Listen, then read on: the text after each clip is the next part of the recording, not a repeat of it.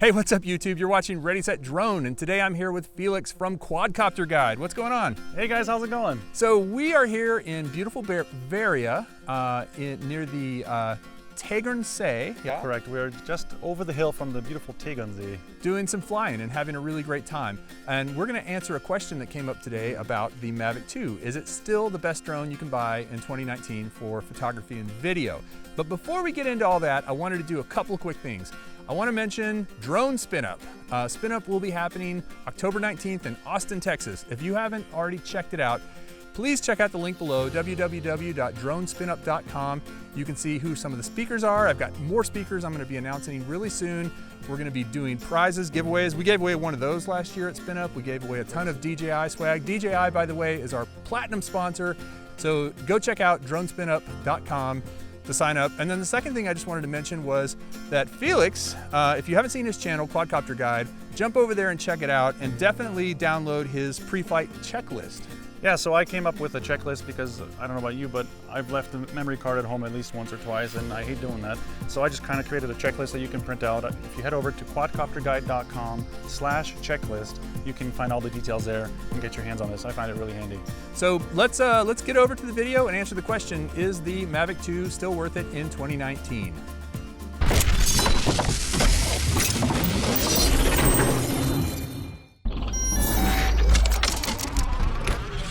Okay, so first with a little bit of history. The Mavic Pro came out in 2017, certainly blew everybody's minds with its size, its performance. Do you remember what your reaction was when you first saw the Mavic Pro? Yeah, I mean, we were used to carrying around the Phantom coolers all over the place, and then finally we got a first portable drone that was really good. Did you put your Phantom in a cooler? Just that, you know, that gray foam that it comes with. No, it's funny you say that because I actually bought a cooler and built a whole case for mine, okay, you know, to protect it and everything. That's so funny. For the back of my car. But yes, you know, you carried those things around. They didn't fold down quite as compact and neatly as these do. They sure don't. But then the Mavic Pro came along 2017, and then of course the Mavic Air and the Spark and a few others came out. But the one that really blew us away this past year was the Mavic 2 Zoom and the Mavic 2 Pro. Yep. Now, if you're thinking about getting one of these, you may be asking yourself, should I wait? Should I wait until the next one comes out? And I think our answer, shouldn't surprise you, is no. No waiting. No waiting. If you're ready for a drone, I believe this drone is going to be relevant for the next couple of years. I believe the performance on it is a pretty big leap above everything before it. Yeah. And I believe that it would not be a waste of money, even if DJI came out with something newer and better 6 months from now. No. I'm still planning on flying this thing for the next, I still fly my Mavic Pro sometimes. So, and here's why. There's three main things. There's performance, there's portability, and there's price. Now, those three P's are what kind of make this thing the perfect sweet spot of a drone for me. Let's talk a little bit about portability. What do you think about the portability of this thing? Yeah, so I mean, obviously it is a portable drone, so all the legs fold in and you can get them into really compact cases. So that means that it's no longer a backpack just for the drone. The drone becomes just part of a backpack. So you can, if you're going on a hiking weekend or whatever, it takes up just a tiny amount of space. So two other quick points about portability. Number one is you can have this thing out and up in the air in a matter of minutes. Even with a compass calibration, it does not take long at all. And so for me, that counts as portable because you're not having to wait and spend 10 minutes getting the thing assembled and all that.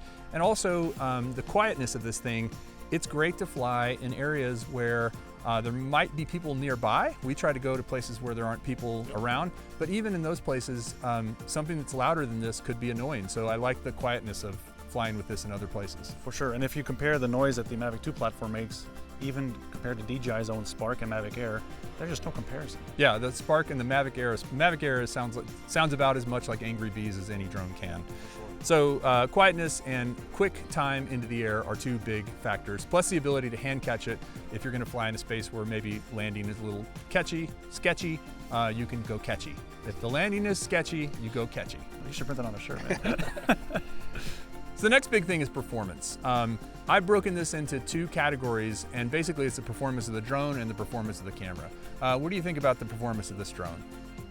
I mean, with the sport mode, we're getting up to what, 70 kilometers an hour, which is 46, 50 miles an hour. Yeah, so it's fast. Speed, I don't really see a need to go faster than that. When you're shooting on a drone like this, where you're controlling the camera itself, going faster than that just would be impossible to try to get any kind of shot anyways. True. But But then in addition to going fast, you can also go really slow in tripod mode, right? Yeah, we've got tripod mode and cinematic mode, 2 different settings that you can enable to get kind of the smoother shots out of the box. Hallo. Servus. Ich glaube nicht. Ich glaube, das ist hier eine Sackgasse.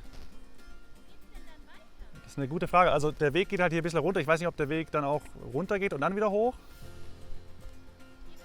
Nee, wissen wir nicht leider. Sorry. So one of the upgrades that DJI did over the original Mavic is the original Mavic was a 3S LiPo, so the battery had 3 cells. On the Mavic 2 platform, it's a 4S, so it's 4 cells. So you're just getting more juice to stay longer in the air. Yeah, bigger milliamp hours too. So That's basically, longer, more power is contained in this battery, in addition to being a 4S.